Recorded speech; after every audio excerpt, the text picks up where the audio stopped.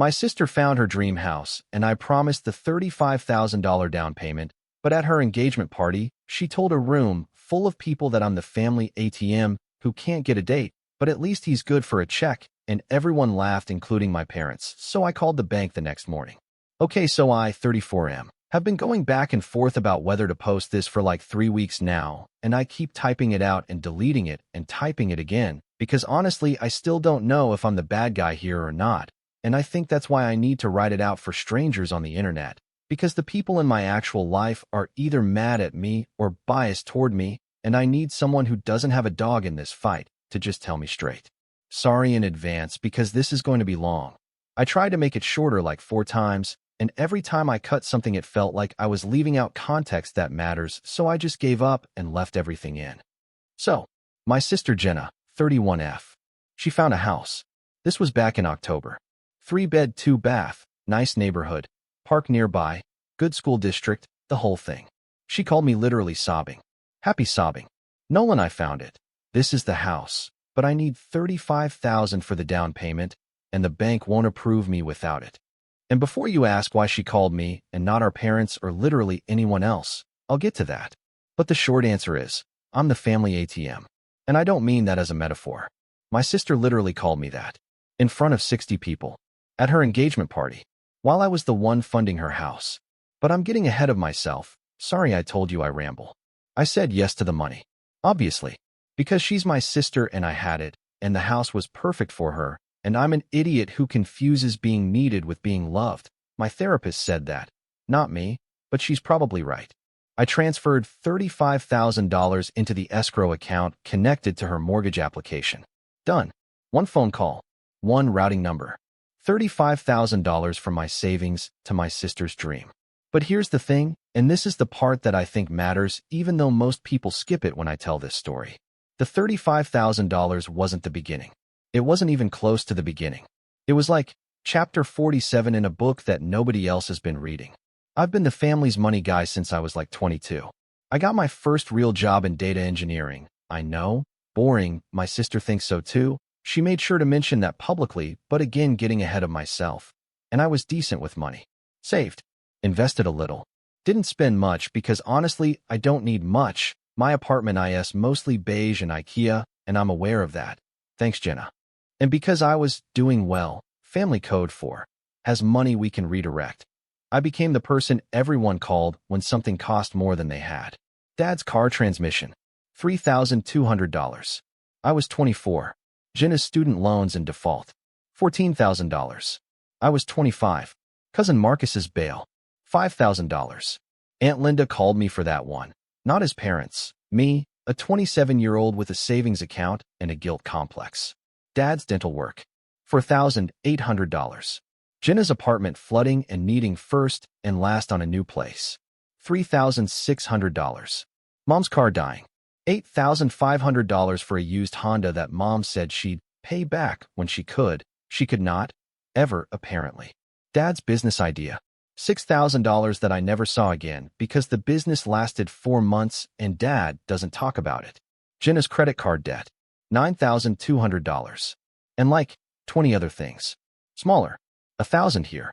500 there. Birthday gifts that were just cash in cards because, Nolan, she really needs it right now. Can you just send her something? Total.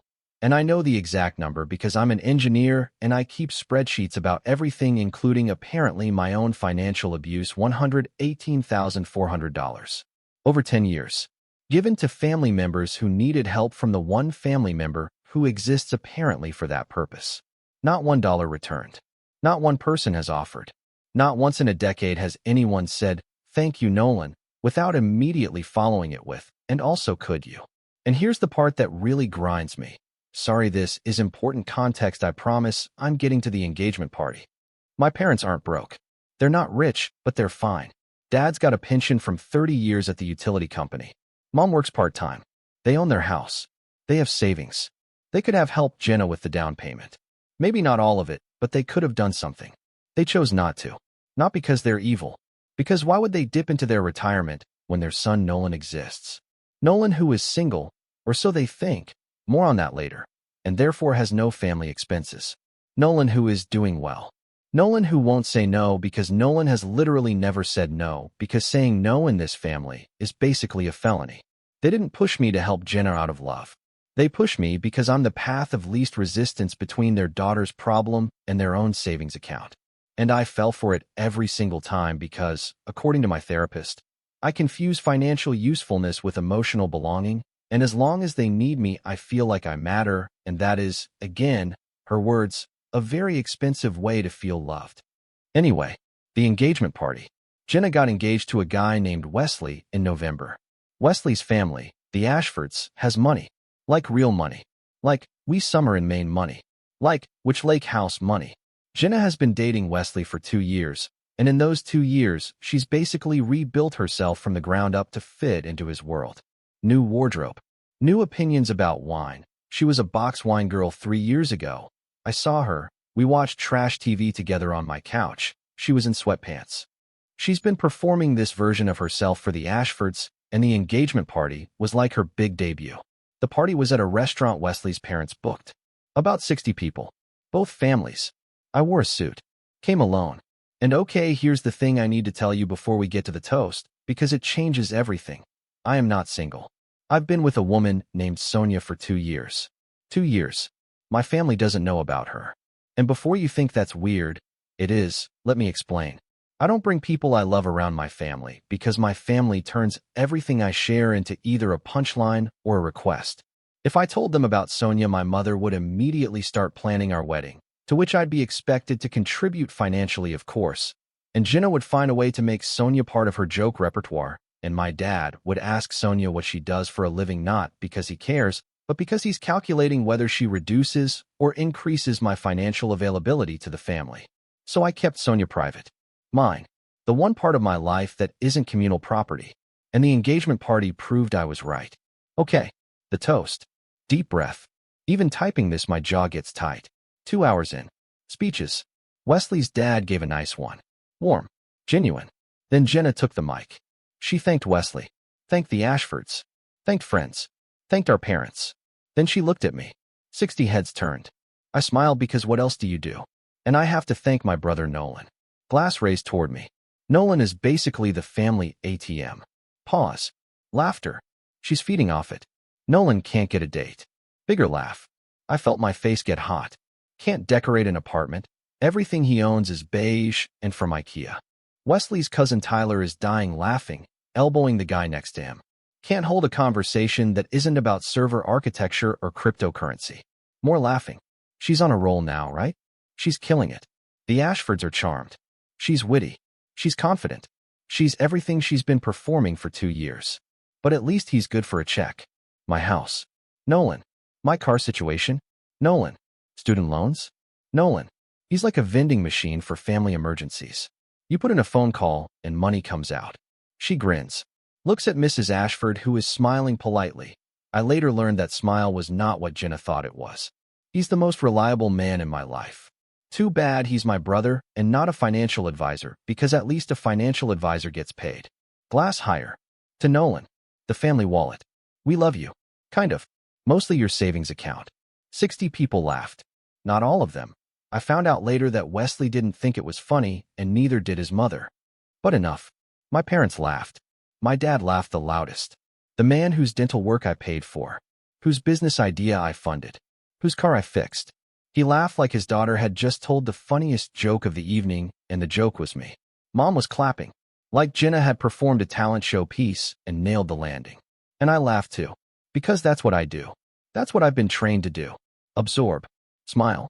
Perform. I'm fine, while everything inside me goes dark. I raised my glass. Took a sip. And inside my chest, something that had been bending for 10 years under $118,400 of unreciprocated generosity finally snapped. Not loud. Quiet. Like a thread breaking that you can only hear if you're the one it was holding together. I left an hour later. Jenna at the door. Thanks for being a good sport. You know I'm kidding. Me, yeah? I know. Drive home. Sit in car and driveway. 40 minutes in the dark. Call Sonia. Tell her everything. She listens. She's quiet. Then she says, you know what you need to do. I say yeah. She says, do it in the morning. Not tonight. Tonight you're hurt. Tomorrow you'll be clear. She was right. She's always right about things I can't see because I'm too deep in the water to know I'm drowning. I went to bed, didn't sleep, stared at the ceiling replaying the toast on a loop, and each replay was sharper and louder, and each laugh was bigger, and my dad's laugh was always the loudest, and somewhere around 3 a.m. I stopped being hurt and started being something else. Not angry. Finished. Done. The kind of done where you don't slam the door, you just stop walking through it. Then 6:47 a.m. Phone buzzes. Mom. Text. And this is the part that actually made me call the bank. Not the toast. The toast was the injury. This text was the diagnosis. Hey, sweetie. Jenna said closing is in 2 weeks. Just making sure the down payment is all set. Love you. 6:47 a.m. The morning after 60 people laughed at me at my sister's engagement party. The first thing my mother thinks about when she wakes up is not, is my son okay after last night?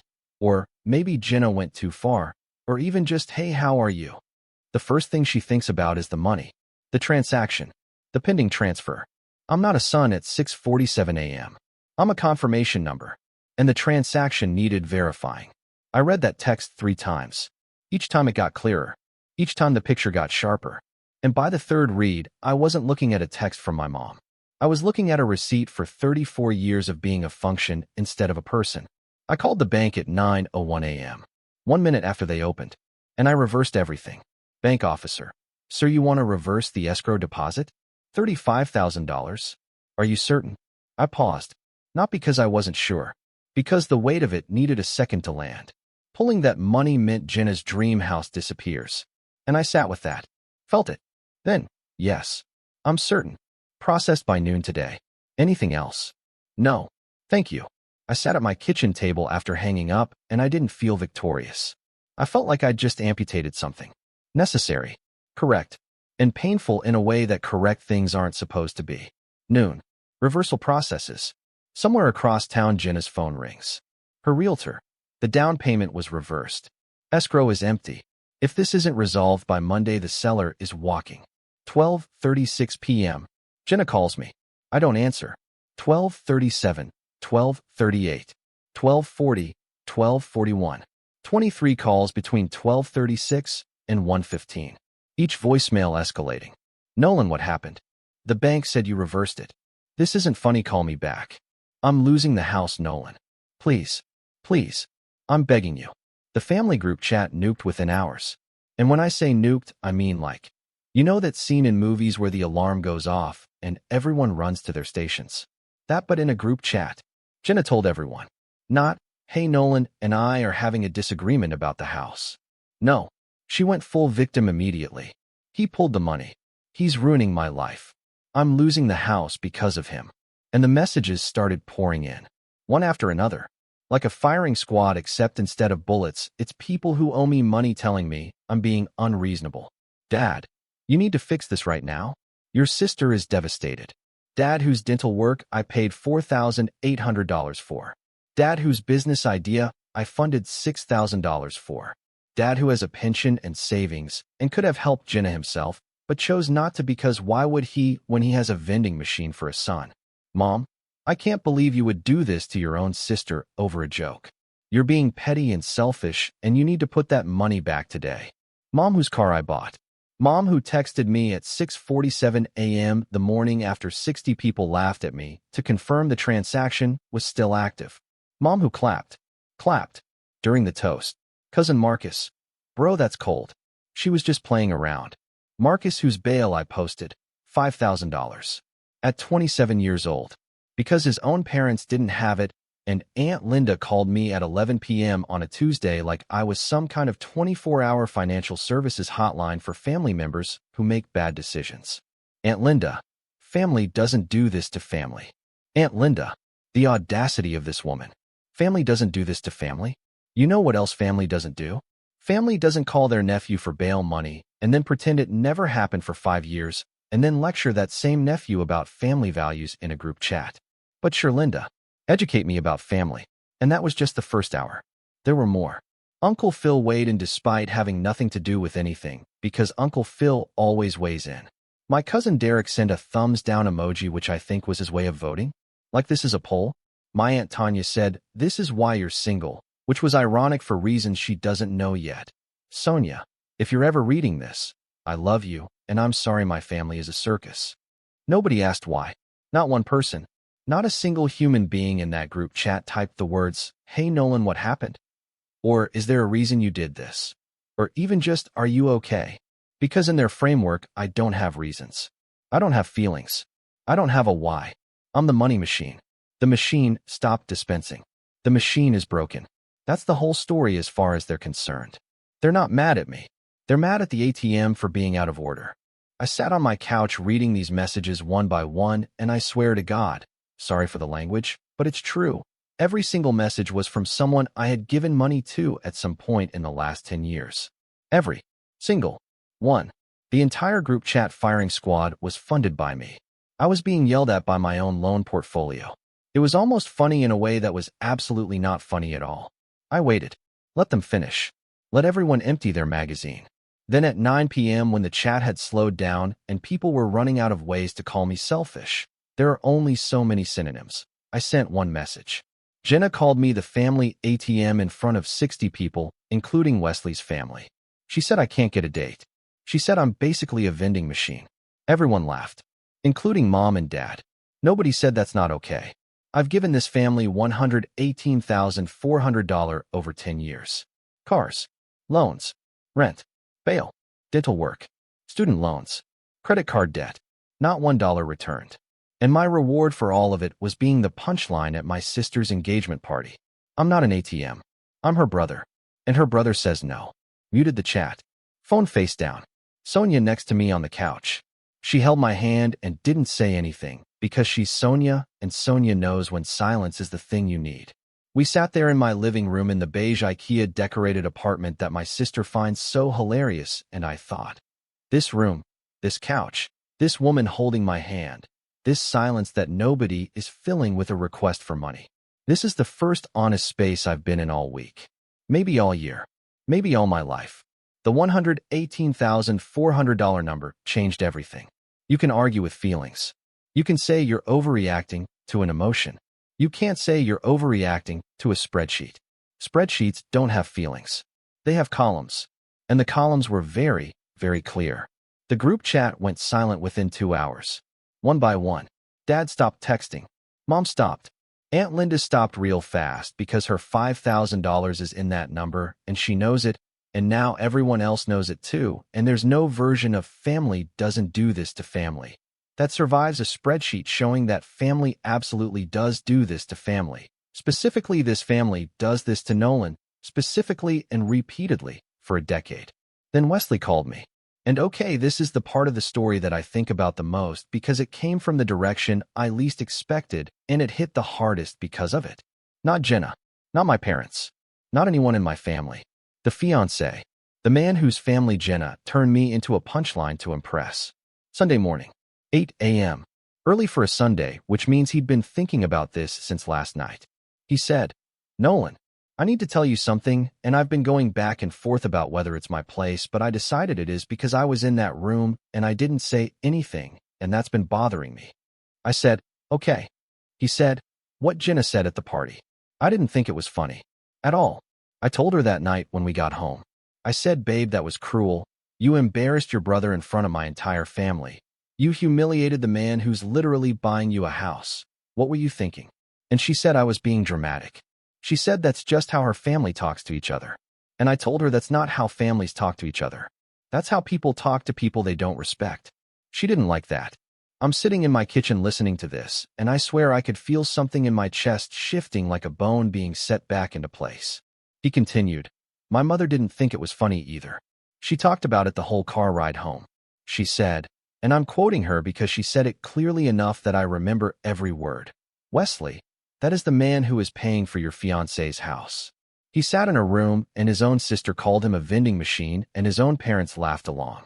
Generosity should inspire gratitude, not comedy. If she treats the person who gives her the most with the least respect, what does that tell us about how she'll treat this family when the novelty wears off?" Mrs. Ashford said that. The woman Jenna spent 2 years trying to impress. The woman Jenna dressed for, spoke differently for, studied wine for, pretended to have opinions about art for. That woman walked away from Jenna's big night with serious doubts about her character. Not because of the dress or the wine or the art opinions.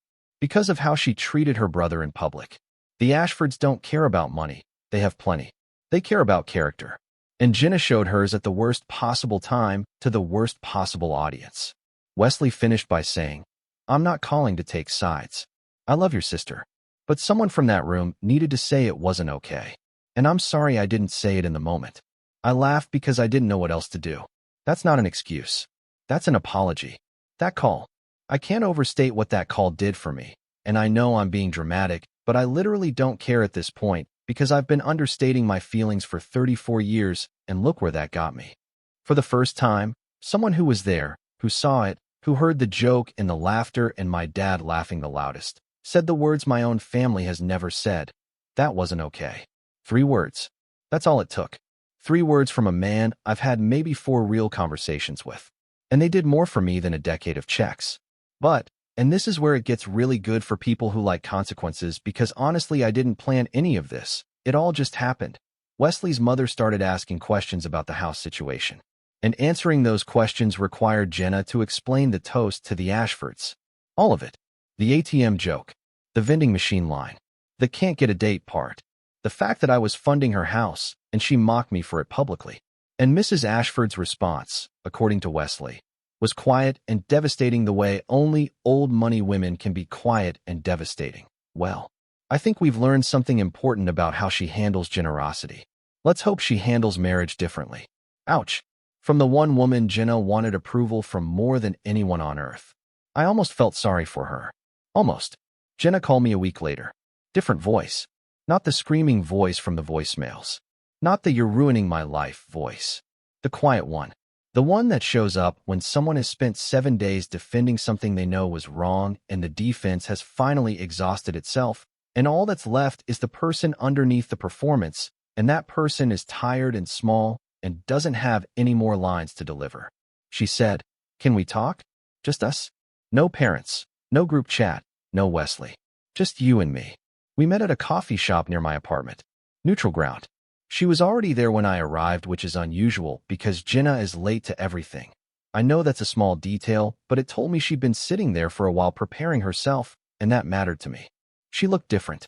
Not physically, just deflated. The Jenna from the engagement party was shiny and performative and on. This Jenna was wearing a hoodie and no makeup, and looked like she hadn't slept well in a few days, which honestly made her look more like the sister I grew up with than the one who called me a vending machine in a designer dress. She said, "I've been thinking about what you wrote in the group chat. The $118,000. I said, "It's $118,400. And it's accurate. I have the records if you want to see them. I believe you." She looked at her coffee, stirred it, even though she doesn't take sugar, which means she just needed something to do with her hands. I didn't know the total. I knew about the big ones. The student loans. The car. The down payment, obviously. But I didn't know about all the other stuff. Dad's dental work. Marcus's bail. Mom's car. The business money. All of it adding up to that number. I didn't know. Nobody asked, I said. That's the point. Nobody asks where the money comes from. It just comes. Like a tap. You turn it on and water appears, and you never think about the pipes or the pressure or whether the well is running dry because you've never had to. I've been the tap for 10 years and nobody has ever once looked at the pipes. She was quiet for a long time, stirring. Then she said the thing I needed to hear, and I didn't know I needed to hear it until she said it. The joke was horrible. Nolan. I know that. I think I knew it while I was saying it, but I was nervous and I was performing for Wesley's family, and you were the easiest target because you never fight back. You absorb everything. You always have. And I took advantage of that. I used your kindness as material for a bit, and I did it in front of 60 people, including the man I'm going to marry and the family I'm trying to join and your own parents who should have shut me down and didn't. She paused. I'm sorry. Not because you pulled the money. I'm sorry because I said it. Because I meant it as a joke, but it came out as the truth of how I see you, and the truth is ugly, and I'm ashamed of it. That apology. I'm not crying writing this, you're crying. Okay, fine, maybe I'm crying a little. It's 1 a.m., and I've been typing for 2 hours, and this is the part that still gets me. It landed. Not because it fixed everything. Nothing fixes $118,400 in a decade of being the family wallet. But it was the first time anyone in my family said, "The way we see you isn't who you are, it's what we made you." And that acknowledgement, even just that one sentence, shifted something back into a place it hadn't been in a very long time. I said, "I'm not putting the money back, Jenna." She nodded. "I know. I'm not asking you to. And I need you to know something else." Deep breath. "I'm not single. I've been with someone for 2 years. Her name is Sonia. I haven't introduced her to the family because I didn't trust you all with her. I didn't trust that she wouldn't become the next joke at the next dinner. And honestly, after the engagement party, I know I was right to keep her private." Jenna's face when I said that. This is the image I keep coming back to when I think about this conversation. It wasn't shock. It wasn't surprise. It was shame. Deep, specific shame. The shame of realizing that your brother has been hiding a whole human being from you for 2 years because you and your family have proven so thoroughly that you cannot be trusted with the things he loves that he chose secrecy over sharing. That's not privacy. That's self-defense. And realizing that someone you love has been defending themselves from you is a specific kind of pain that I think Jenna felt for the first time in that coffee shop. She said, 2 years. I said, 2 years. She said, "Is she good to you?" I said, "She's the one who told me to call the bank." So yeah, she's good to me. Better than good. She's the only person in my life who sees me as a person first and a bank account never. We finished our coffee. Didn't hug, but didn't fight either. She said, "I'm going to find another way to get the house. Or a different house. But I'm not asking you for money again. Not because I'm angry. Because I don't want to be the person who only calls her brother when she needs a check." I said, "That's a good start." And we left. Separately. Through different doors. But less far apart than when we walked in. The house fell through. Seller walked. Jenna and Wesley found a smaller place 2 months later. They're making it work. The Ashfords didn't help with the down payment, which tells you everything about how that conversation went.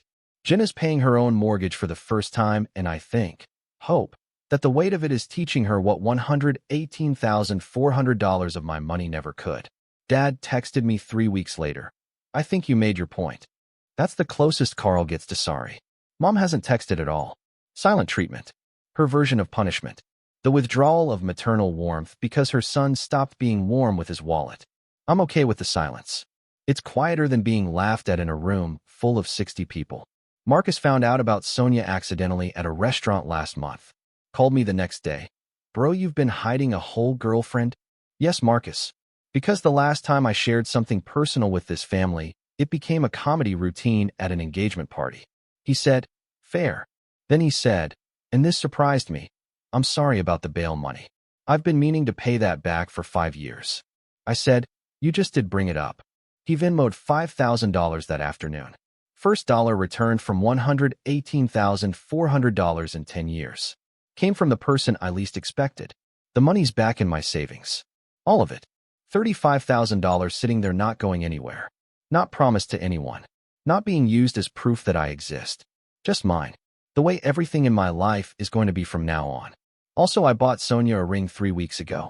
My family doesn't know. And honestly, I'm fine with that. Some things are better when they're just yours. Edit. Okay, this genuinely blew up way more than I expected.